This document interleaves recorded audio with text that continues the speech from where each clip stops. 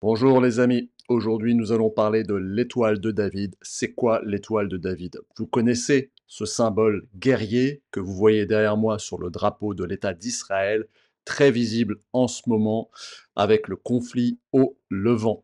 Mais nous allons étudier ces symboles anciens et comprendre d'où il vient.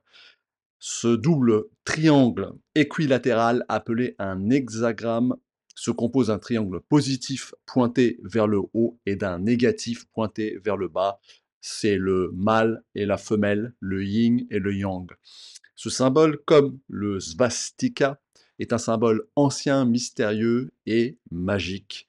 Sa plus ancienne représentation au monde, comme pour le svastika, vient d'Inde, l'Inde védique, c'est-à-dire c'est un symbole de culture indo-européenne. Savez-vous également que ce symbole, cette étoile, fut utilisé par les premiers chrétiens et que les Juifs ne l'ont utilisé officiellement qu'à partir du XVIIe siècle. C'est donc très tardif. Voilà ce que nous allons étudier ensemble aujourd'hui dans cette vidéo extrêmement intéressante. À tout de suite après le générique. Histoire, philosophie et politique, car tout est politique dans la vie. Histosophienne, histosophien, bienvenue.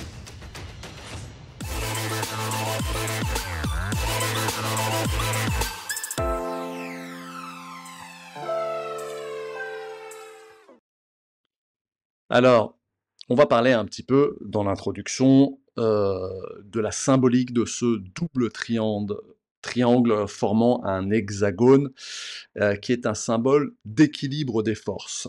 Dans la tradition occidentale, on peut l'appeler le sceau de Salomon. D'ailleurs, tout à l'heure, on verra les différences.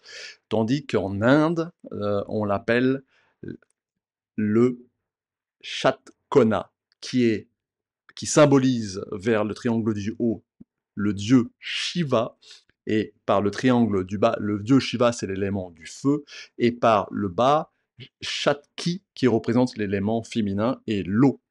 Et les deux ensemble représentent l'union des forces, l'union du mâle et de la femelle, de l'homme et de la femme. Les pythagoriciens appelaient le pentagramme santé. Ils l'utilisaient pour se saluer et c'était pour eux un symbole extrêmement important. Et je rappelle que Pythagore, les pythagoriciens, c'était une école et voire une religion. C'était quelque chose d'extrêmement important, hein, le théorème de Pythagore, pour ceux qui ont été un minimum à l'école, vous savez ce que c'est.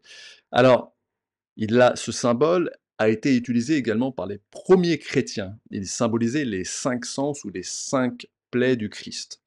Ensuite, on va dire, alors les Juifs, eux, l'ont utilisé de manière officielle à partir du XVIIe siècle à Prague.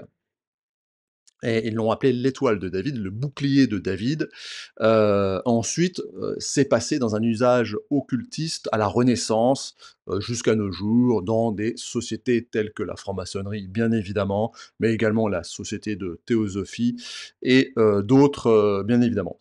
Alors, l'étoile de David, comme vous le comprenez, n'est pas à proprement parler un symbole juif. C'est avant tout un symbole indien, hindou, qui a été peut-être transmis, on verra ça après, par la grande civilisation des Védas, même voire peut-être avant, avec la culture de l'Indus.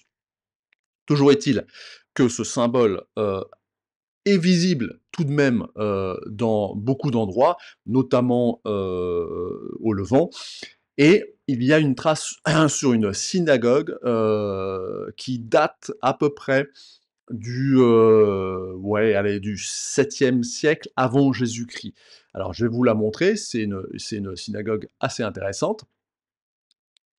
Voilà, bah, en attendant, voilà, par exemple, ce double triangle qu'on voit ici, qui a, oui, alors petite parenthèse, il a la particularité, ce double triangle, d'être, le même dans toutes les directions, hein, il n'y a pas de haut et de bas à proprement parler, sauf si on sépare les triangles, mais si on rotationne l'étoile, elle reste à peu près la même, et vous voyez qu'elle a, une forme très particulière, et d'ailleurs, j'ai oublié de vous le dire tout à l'heure, mais comme exactement comme pour le svastika, c'est des formes géométriques à angle droit. Enfin là, c'est 60°, mais je veux dire, ça forme des angles qui sont pas du tout, présents dans la nature, hem et ça, c'est le passage de l'homme chasseur-cueilleur ou bâtisseur. Et sur ces sujets, je vous conseille de regarder les films de BAM, les Bâtisseurs des Autres Mondes.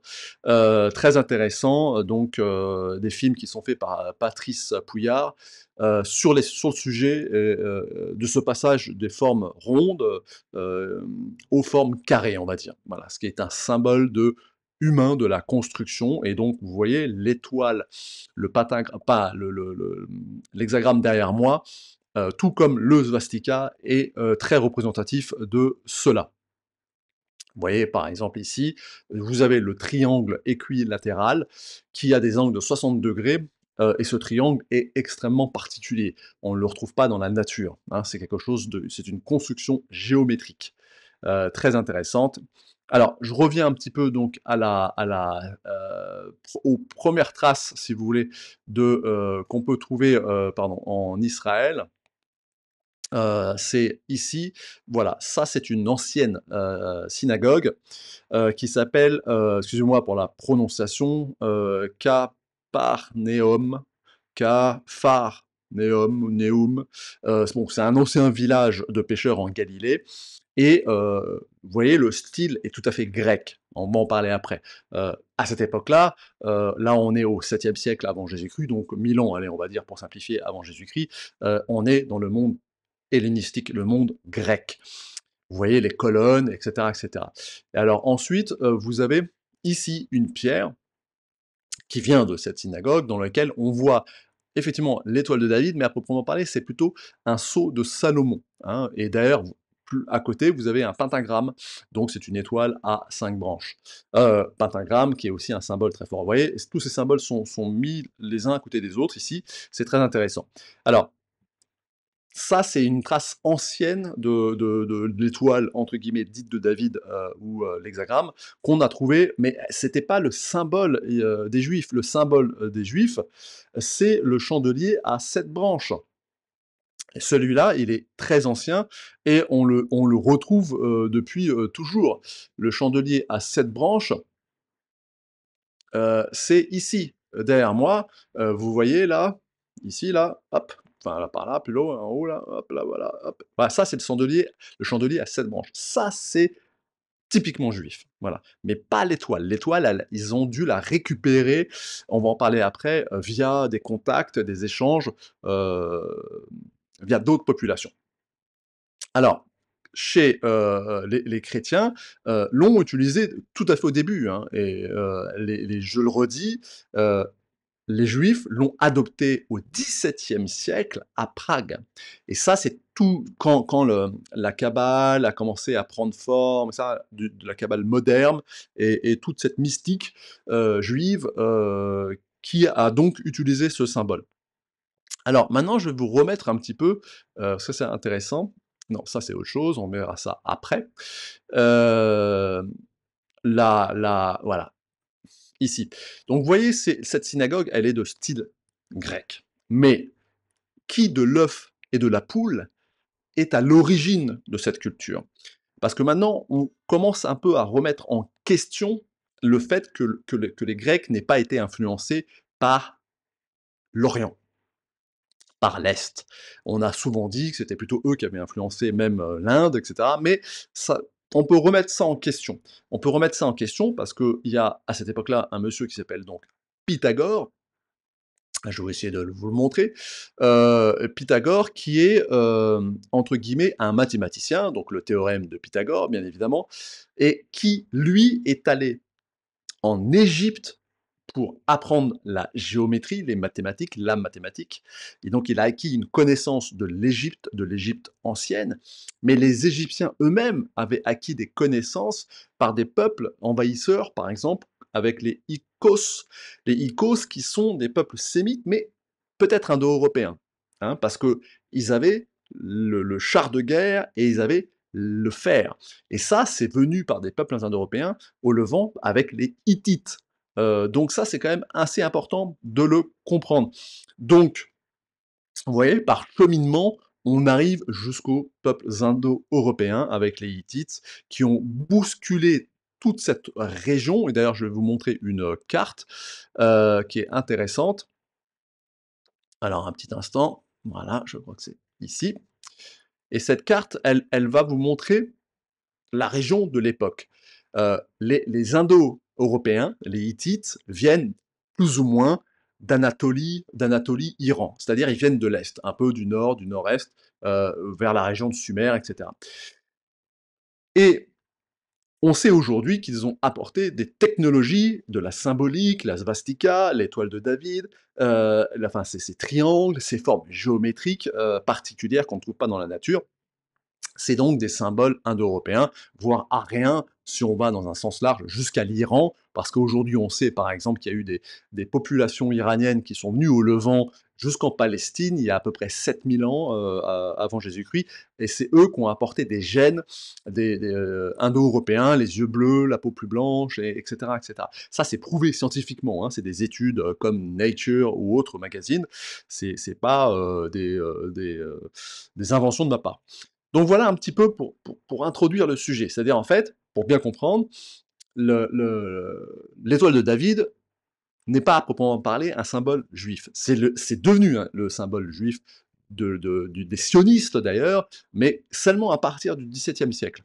On trouve des traces de ce symbole un peu partout dans toute la région, comme le svastika, on en trouve un peu partout, mais on sait qu'il y a une origine, et cette origine, elle est indo-européenne dans le sens où c'est sans doute, c'est quasiment certain, que ce sont les peuples indo-européens qui ont amené en même temps que le char de guerre, le cheval, le fer, cette symbolique comme le svastika. Voilà un petit peu pour l'introduction à ce sujet. Maintenant, je rentre un petit peu dans la partie historique, histoire. Bon, on va garder pour l'instant la carte à l'écran, parce que c'est intéressant d'avoir... On voit pas l'Inde, mais l'Inde, elle est juste après la mer Caspienne et ainsi de suite, elle n'est pas si loin. Alors, les plus anciennes traces de ce symbole viennent d'il y a 8000 ans avant l'ère chrétienne en Inde. Donc l'Inde, à cette époque-là, c'est quasiment la vallée de l'Indus. Donc c'est au moment où il y a des changements culturels en Inde. Donc 8000 ans, ce symbole, comme je vous l'ai dit, il est connu sous le nom de Shatkona, qui représente Shiva, et son avatar féminin, Shatki. Et les deux symbolisent l'union positive et négative, le mâle et la femelle. Bon, c'est un peu le yin et le yang, si vous voulez.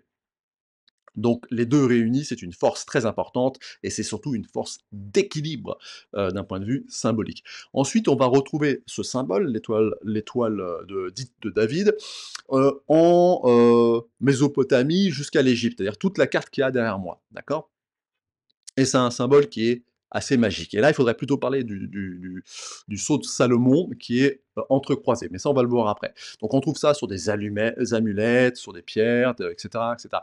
Et ensuite, comme je vous l'ai dit, on trouve une trace sur une synagogue, la synagogue de Chaparoun, excusez-moi pour la prononciation. Euh, voilà, ça on l'a vu tout à l'heure dans l'introduction. Et ensuite, bien sûr, ce symbole sera également utilisé plus tard dans le second temple de Salomon, sous l'appellation de sceau de Salomon. Voilà.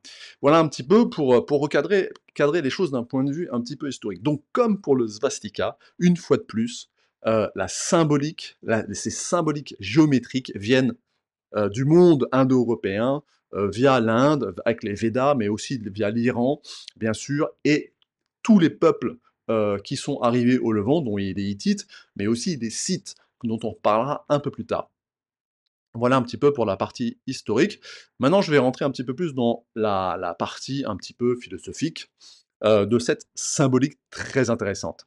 Donc, l'étoile de David, on va la remettre ici, elle est composée de deux triangles qui ne se croisent pas, d'accord? Ces deux triangles, voilà, vous l'avez ici, l'étoile de David.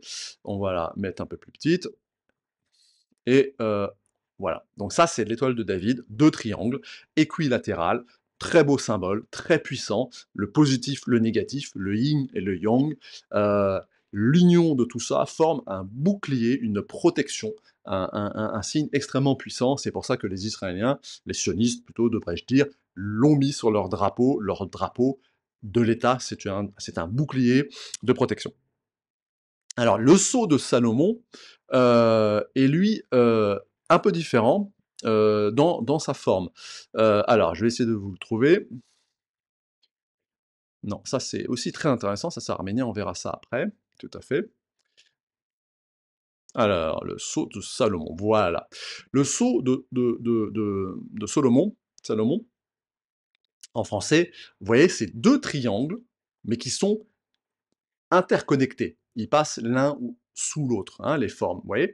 Et ça, c'est une symbolique encore différente et aussi extrêmement intéressante. Donc le sceau de Salomon, souvent représenté comme une étoile de David, mais c'est pas tout à fait la même chose, mais c'est des triangles entrelacés qui lui donnent une apparence plus complexe, plus symbolique. Alors, l'étoile de David, c'est le drapeau israélien aujourd'hui, c'est le Magen David, bouclier de David, c'est un symbole de protection. Le sceau de Salomon a plus une connotation ésotérique, mystérieuse, alchimique, voire magique. Il est lié à la sagesse, à la connaissance, à la magie qu'avait le roi Salomon, qui était un grand bâtisseur, un grand constructeur, hein. Vous voyez, toujours cette notion de géométrie divine et de construction, et ça symbolise l'union des forces opposées, ciel, terre, spirituel, matériel, etc. Euh, donc, c'est très intéressant de faire un peu la différence des deux. C'est pas tout à fait la même chose. Il y en a un qui est protecteur et l'autre qui est plutôt spirituel, magique. D'accord? Bien que l'étoile de David représente bien sûr aussi l'unité, l'harmonie avec ses 6 branches qui symbolisent les 6 directions de l'espace, hein, le nord, le sud, l'est, ouest, etc. Le sceau de Salomon, lui, en plus de ces 6 branches, il inclut une symbolique alchimique, et ça on verra un peu plus tard, qui représente par exemple les 7 métaux, etc., etc., des alchimistes. Voilà un petit peu pour distinguer les deux qui sont tout de même différents, hein. Alors maintenant, si je remets un petit peu la carte, je vais vous parler un petit peu, de la culture indo-européenne très rapidement, hein, et dans cette symbolique bien sûr. Alors, l'Inde, on a retrouvé ce symbole, c'est la plus ancienne représentation, hein, moins 8000 ans avant notre ère. Je vous l'ai dit, c'est Shiva, le dieu Shiva et sa concubine, sont opposés féminins, Shakti qui forment 2 triangles, pointé vers le haut, pointé vers le bas, le négatif, le positif, force masculine et féminine, euh, et c'est qui forment le tout, qui forment l'univers, d'un sens plus général, qui forme ce qu'on appelle le dharma, c'est-à-dire la loi de l'univers, les lois de l'univers. Dans la Grèce antique, on appelle ça l'hexagramme, et utilisé dans des contextes mystiques, ésotériques, et associé à la géométrie sacrée, et ça c'est Pythagore, les pythagoriciens, qui étaient une religion, hein, je le redis, hein. Et ensuite, bien sûr, de la Grèce, c'est passé à Rome, et Rome l'utilise aussi. Et là, je vais vous montrer une très belle euh, image. Alors, c'est pas romain à proprement parler, hein. Voilà, ça c'est indien, par exemple. Bon, c'est jainiste, mais voilà, ça c'est l'étoile en Inde, hein, que vous avez ici. Ça, c'est donc juif, bien sûr, mais c'est beaucoup plus tardif, hein, beaucoup plus tardif. Et ensuite, ce que je vais vous montrer, voilà. Non, ça, on va en parler après, ça c'est très intéressant aussi. Alors, petite pause, que je retrouve ça. Donc voilà, derrière moi, ça date un peu de l'époque romaine. Alors c'est pas à proprement parler à Rome, c'est grec-romain. C'est, je crois, ça vient de Chypre. Et là, qu'est-ce que vous avez?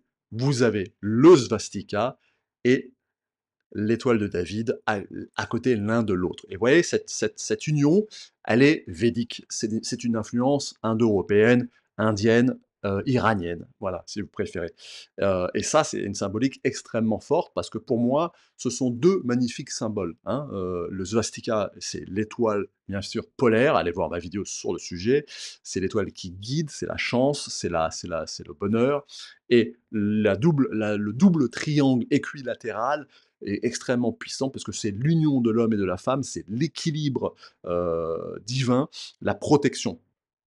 D'accord? Donc voilà, dans la Rome antique, de la Grèce à la Rome antique, on a énormément, ces symboles présents, qui sont des symboles d'harmonie, d'équilibre et d'harmonie dans les cultures. Si vous voulez, l'hexagramme symbolisait souvent l'équilibre des forces opposées, le négatif et le positif, le ciel et la terre, le masculin et le féminin, hein. Le féminin, c'est la terre, le masculin, c'est le ciel qui féconde la terre par sa pluie, et ensuite, il y a ce côté protection et spiritualité. Il est également vu comme le symbole de la protection des connexions spirituelles dans des talismans, amulettes, etc., etc. C'est un petit peu de la magie, tout ça, bien sûr. Donc, vous voyez, c'est quand même extrêmement intéressant. Les Égyptiens ont également utilisé ce symbole, pas le svastika, mais le double triangle, oui. Et ensuite, l'islam a récupéré, enfin, d'abord les premiers chrétiens. Alors, en parlant des chrétiens, j'ai pas trouvé de choses extrêmement, fantastiques à vous montrer, mais je vais vous montrer quand même, voilà, ici, vous voyez le pape, qui a un beau sceau de Salomon, sur sa toque. Ouais, je pense pas que ça s'appelle une toque, hein, mais je ne suis pas catholique, vous me pardonnez, je suis qu'un pauvre protestant, est devenu païen. Donc voilà. Mais intéressant, c'est un symbole spirituel fort, le sceau de Salomon. Et d'ailleurs, les Templiers auraient retrouvé un peu toute cette symbolique, et cetera. Bon, ça sera peut-être l'objet d'une autre vidéo.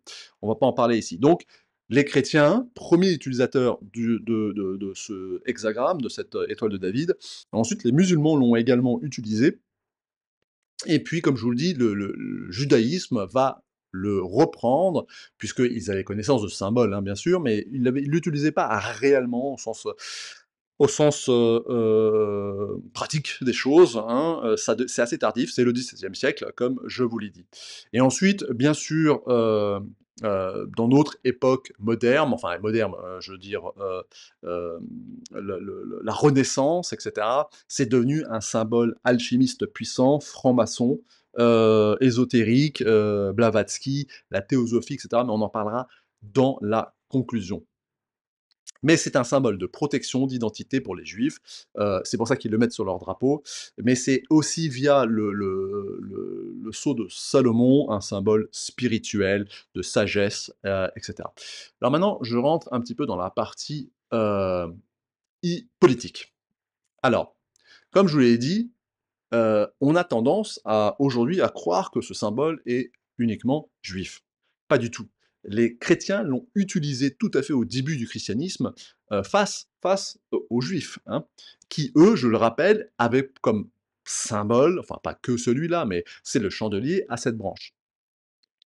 Alors, l'étoile à 6 branches ou hexagramme est utilisée pour représenter la réconciliation entre la Trinité divine, donc le Père, le Fils et le Saint-Esprit, et la Trinité humaine, l'Esprit, l'âme et le corps. D'accord? On a aussi dans des architectures et manuscrits, ce symbole apparaît dans les églises chrétiennes comme élément décoratif et dans les manuscrits pour marquer la division des chapitres, par exemple, vous savez, les étoiles qu'on a, les 3 étoiles, etc., etc. Alors, cette symbolique chrétienne, l'hexagramme symbolise souvent l'harmonie, la réunion des 2 forces. Ce qu'il faut bien comprendre, c'est que les chrétiens étaient des Indo-Européens. Les premiers chrétiens, en dehors des Juifs, étaient Indo-Européens et donc ils avaient cette culture avec eux.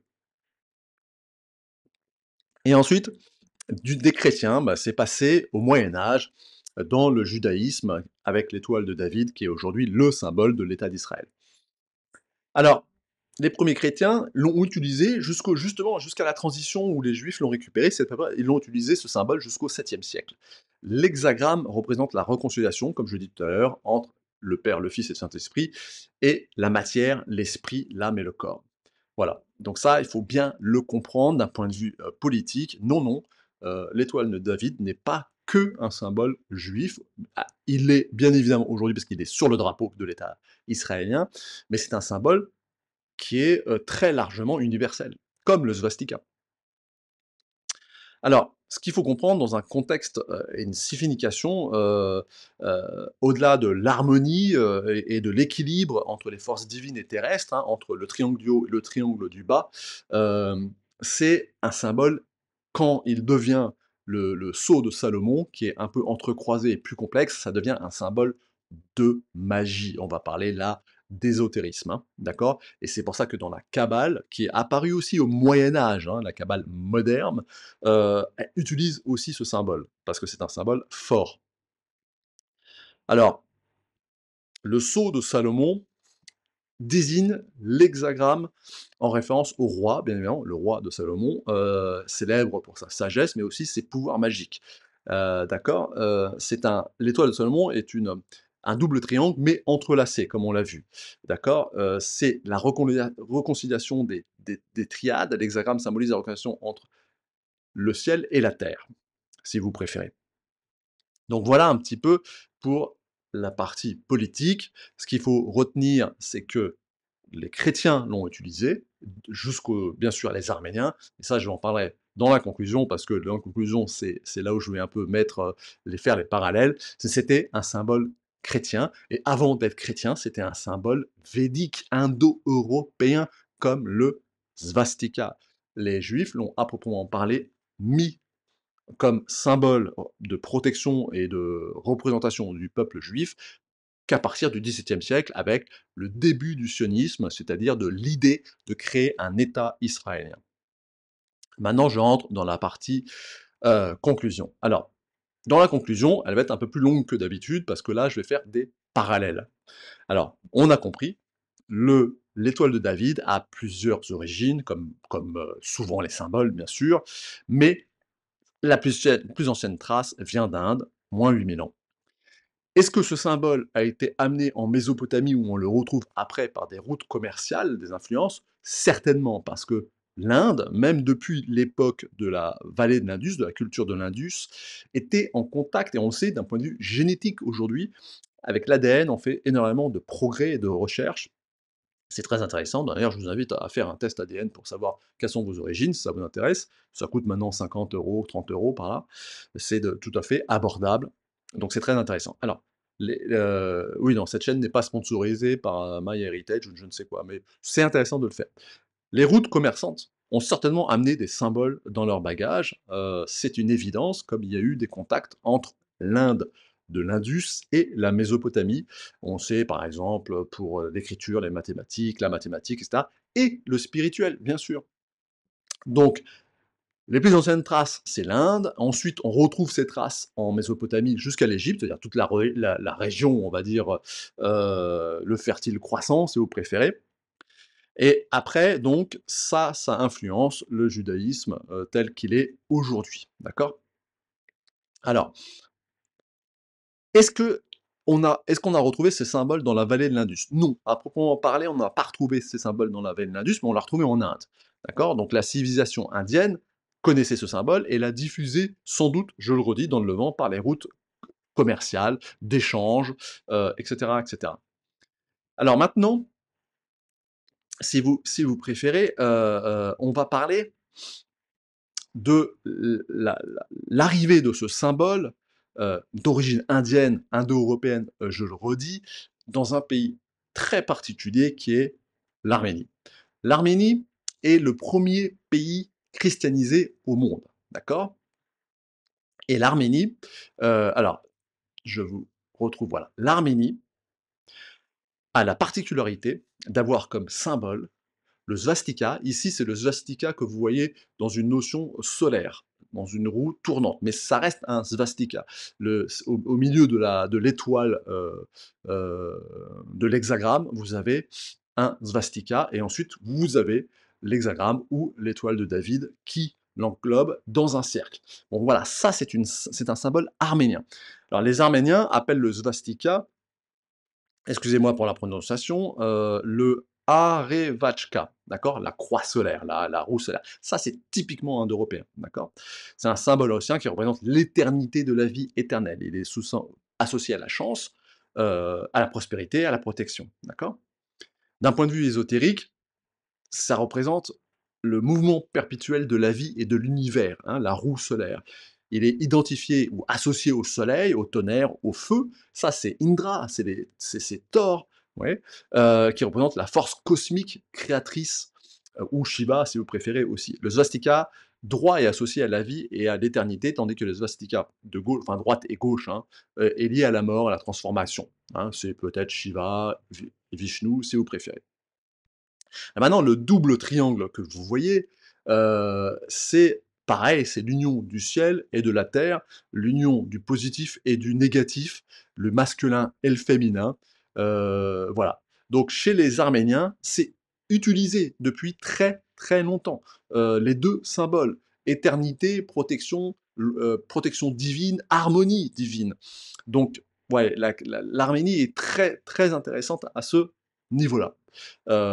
Et c'est vraiment le mariage, si vous voulez, d'une culture indo-européenne, peut-être au contact d'une culture sémite.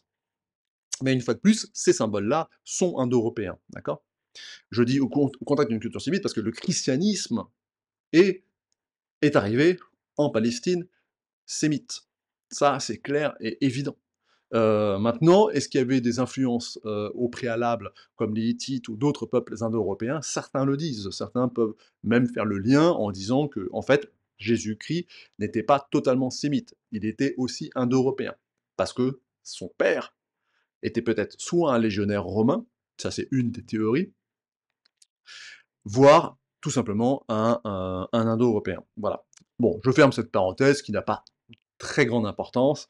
Alors maintenant, il y a une autre population qui a joué un grand rôle dans toute cette région, ce sont les Scythes. Alors les Scythes, ce sont bien sûr des Indo-Européens.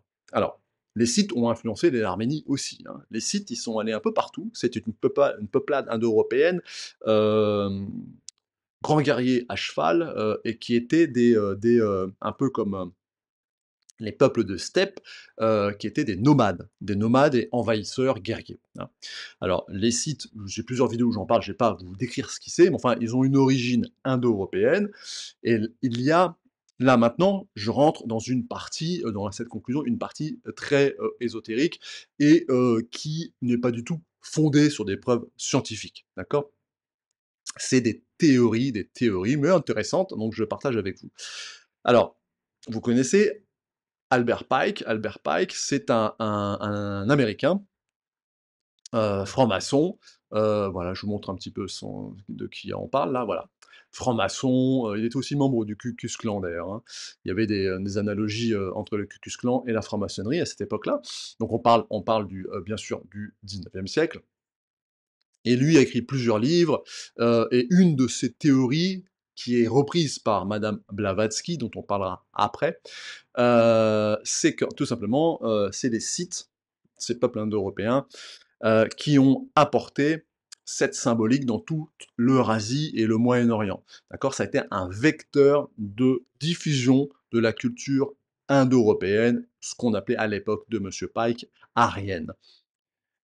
Symbolique commune, le svastika, l'hexagramme, etc., etc. Et tout ça serait lié à, à l'Atlantide, bien évidemment, c'est-à-dire à une population qui avait une connaissance. Alors, bon, alors, on va faire ici une parenthèse dans la parenthèse de la parenthèse.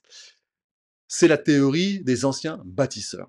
C'est-à-dire qu'il y aurait eu sur Terre, il y a des millions d'années, une civilisation avancée et qui nous aurait transmis ou légué, ou tout au moins laissé des traces, telles que Göbekli Tepe, par exemple, moins 10 000 ans, pareil, on commence à avoir des formes géométriques comme le swastika ou l'hexagramme, qui a permis à nous, l'humanité, d'acquérir une compétence dans le domaine de la géométrie, des sciences, etc., assez rapide, parce que c'est eux qui nous l'auraient légué. Alors certains vont dire que c'est l'Atlantide, que c'est des extraterrestres, que c'est une civilisation qui a disparu. Voilà, donc ça c'est bien sûr des théories, mais il y a des faisceaux de concordance assez intéressants, donc c'est tout à fait possible. Et donc il y aurait, je dis bien il y aurait une connaissance délivrée aux initiés via, par exemple, la franc-maçonnerie ou les pythagoriciens, par exemple, hein, c'était aussi une secte, qui explique, entre guillemets, cette histoire. Voilà, tout simplement. Ça a été également repris par Blavatsky, Madame Blavatsky, qui est également une allez, une mystique, et vous voyez étrangement, hop, je me pousse un petit peu, voilà, elle utilise comme symbole le svastika, le sceau de Salomon et d'autres symboles dont on va parler après, avec le homme au-dessus. Donc elle aussi, elle pense qu'il y a eu une ancienne civilisation, qui a vécu sur terre, donc ça c'est la société de la théosophie, et qui nous aurait légué une trace, une symbolique pour les initiés, d'accord? Les initiés, ça veut dire quoi? C'est des gens qui ont la capacité de comprendre, cette histoire et de ne pas en être effrayés. On prépare, on initie, vous savez, l'initiation, c'est quelque chose qui a un peu disparu dans nos sociétés, mais avant, un homme pour enfin un enfant, un adolescent pour devenir un homme était initié, il suivait un rite d'initiation. Une femme également. Pour passer de l'enfance à l'âge adulte, on était initié. Voilà, ça existe encore en Afrique, en Asie, dans une moindre mesure. Mais voilà, ces sociétés-là sont donc des sociétés d'initiation parce qu'elles vont vous révéler quelque chose, une connaissance, d'une ancienne culture, d'une ancienne, voilà, et cetera. C'est intéressant. Maintenant, est-ce que c'est vrai? Je ne sais pas, il faut prendre à boire et à manger, vous ferez votre propre tri. Alors, la symbolique que vous avez derrière, de la société de la théosophie, vous avez tout à fait en haut, donc tout à fait en haut ici, au-dessus du svastika, vous avez le Om. Le Om, c'est un symbole indien. Om, vous savez, c'est dans toutes les prières, même les bouddhistes. Placé en haut du logo, ce symbolise en sanskrit, ce symbole en sanskrit représente le son primordial de la création du monde. C'est l'onde initiale de la création du monde. Il symbolise la trinité humaine, l'Atman, le Bouddhi et le Mana. C'est-à-dire, en fait, c'est le Big Bang, si vous préférez, c'est la première onde, la première diffusion, la première énergie. Sous ce symbole très important, vous avez le svastika. D'accord? Le svastika, c'est un symbole de chance et de bien-être, de bonheur. Il est positif dans ce contexte-là. Ensuite, vous avez autour le serpent qui se mord la queue, qui forme un cercle. C'est le symbole de l'éternité. C'est la vie dans la mort, c'est la renaissance, d'accord? Et ensuite, vous avez ici le sceau de Salomon. Et qu'est-ce qui veut dire pour la société de Sophie? C'est le sceau de Salomon est représenté par deux triangles équilatérales entrelacés, formant une étoile à 6 branches. Ce symbole représente l'union des forces opposées, le ciel, la terre, le spirituel, le matériel, l'homme, la femme, le positif, le négatif, l'harmonie universelle. Au milieu de ce sceau de Salomon, vous avez l'anque. L'anque, c'est cette croix, d'ailleurs, qui est à l'origine de notre croix chrétienne, hein. D'accord? Ça, c'est une certitude. Donc, l'anque est le symbole égyptien de la vie éternelle. D'accord? Donc, la vie du Christ qui a donné sa vie pour que nous ayons une vie éternelle. D'accord? Voilà. Et ensuite, vous avez la devise. Hop, hop, au revoir. Voilà. Et qu'est-ce qu'elle dit, la devise? La devise, elle dit: «Il n'y a pas de religion supérieure à la vérité». Ça exprime l'engagement de la société théosophique dans la recherche de la vérité spirituelle. C'est une quête spirituelle. Maintenant, moi, je vous ai fait une présentation, je n'appartiens pas à la société de théosophie, j'ai été franc-maçon, mais la franc-maçonnerie aujourd'hui, c'est un club pour quinquagénaires un peu riches, bobos, qui veulent se donner des sens à la vie. Après, c'est une harmonie parce qu'on se fait des copains, puis on boit un coup après aux agapes, c'est sympa. Voilà, mais tout club, un motoclub, un club de pétanque ou un club de franc-maçonnerie, parce que c'est des clubs, hein, reste un club dans lequel des hommes se réunissent pour discuter, partager des passions, des envies, voilà, donc c'est ni plus ni moins qu'un club. Voilà pour la société de la théosophie. Et je terminerai, bah, je vous remontre quand même cette magnifique représentation arménienne. Voilà, c'est très fort ce symbole, hein, très beau symbole. Alors maintenant, je vais terminer avec un petit peu d'humour, parce qu'il faut quand même toujours un peu d'humour dans ce monde de brutes. Ah voilà, bon ça c'était BAM, je vous l'ai montré tout à l'heure, ouais. Allez voir les vidéos sur BAM, c'est très intéressant parce que il parle ou il traite aussi ce sujet des constructeurs enfin de cette civilisation, ancienne et cetera. Très intéressant. Voilà. Alors là, ça, c'est Raël. La secte raélienne, qui est assez rigolo. Et là, je vous montre le symbole, de la secte. C'est quoi? Et bah, c'est tout simplement, une, une étoile, donc un hexagramme avec, en son centre, eh bien, le svastika. Bon, je pense qu'il a un peu pompé, Blavatsky, hein. Voilà. Et là, vous avez sa version un petit peu plus douce, hein, qui est l'étoile arménienne, le svastika arménien, mais qui symbolise aussi la même chose. Et vous avez une jolie jeune fille parce que la société, la secte Raël, l'église raélienne, prône l'amour, faites l'amour et pas la guerre. Donc voilà, c'est assez drôle. Mais il utilise à peu près les mêmes symboles, la même symbolique, c'est-à-dire, heu le svastika, et cetera. Bon, très rapidement, je vous fais le truc sur Raël, bon, c'est intéressant. Donc l'origine extraterrestre de la vie, donc en fait, lui, pareil, il a rencontré un extraterrestre, des extraterrestres, il a une révélation, c'est pareil et donc c'est eux qui nous auraient influencés, c'est eux, c'est qui seraient venus il y a des millions d'années également sur Terre, bien sûr. Et ils ont créé donc ils nous ont créé nous en fait via les Elohim, tout ça c'est les contes de Sumer, donc allez voir ma vidéo sur le sujet. Voilà. Eux ils sont pour le clonage, l'immortalité, la géniocratie, donc c'est-à-dire en fait ils prônent un pouvoir exercé par des individus les plus intelligents, donc c'est assez élitiste, hein, voilà. Libération sexuelle parce que c'est comme pour les bonobos, on règle les problèmes par le sexe. Bon, c'est vrai que c'est un moyen comme un autre, hein, les bonobos le font, hein. Il y a beaucoup moins d'agressivité chez les bonobos que chez les chimpanzés, par exemple. Parce que tout est médié, par le sexe et ensuite, bon, le dernier point assez drôle, hem, c'est que, Dieudonné a été en 2015 guide honoraire de la secte, qui était pas une secte je crois à l'époque encore, je sais pas quand elle est passée secte en France, mais voilà donc Dieudonné, était guide honoraire de la secte de Raël. Voilà les amis, pour terminer un petit peu avec un petit peu d'humour, mais plus sérieusement, voilà, c'est un magnifique, symbole, vous voyez, de l'Inde, l'Arménie jusqu'à bien sûr Israël, le svastika et l'étoile de David sont liés.